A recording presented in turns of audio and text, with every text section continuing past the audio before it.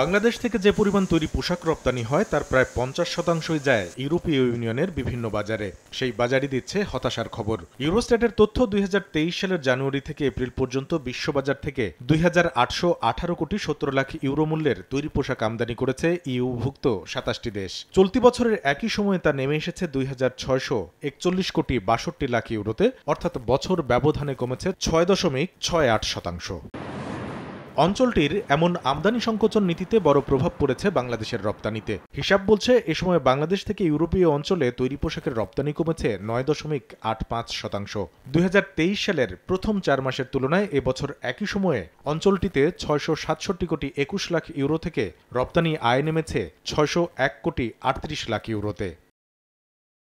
এ সময়ে অঞ্চলটিতে তৈরি পোশাকের বিশ্ববাজারে বাংলাদেশের অন্যতম প্রতিযোগী দেশ ভিয়েতনামের রপ্তানি 6.25% কমে 125 কোটি 34 লাখ ইউরো থেকে নেমেছে 117 কোটি 50 লাখ ইউরোতে। এখন জন্ম সনদ দিয়ে খোলো বিকাশ স্টুডেন্ট অ্যাকাউন্ট। নিজের বিকাশ নিজে কর।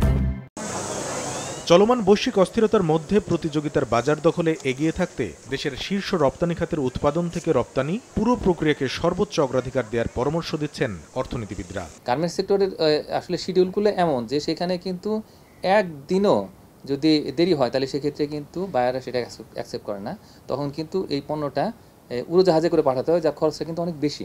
বাংলাদেশের প্রতিবেশী দেশ ভারতের রপ্তানি কমে 171 কোটি 1 লাখ ইউরো থেকে 152 কোটি 64 লাখ ইউরোতে নেমেছে।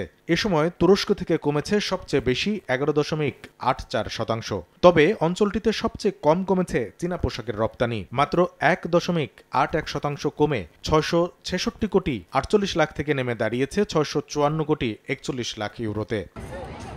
মার্কিন বাজারও হাঁটছে আমদানি সংকোচন নীতিতে। 2023 সালের এপ্রিল পর্যন্ত 4 মাসে যেখানে যুক্তরাষ্ট্র আমদানি করেছে 2520 কোটি 22 লাখ ডলার মূল্যের তৈরি পোশাক, সেখানে চলতি বছরের একই সময়ে তা কমে দাঁড়িয়েছে 2368 কোটি 97 লাখ ডলারে।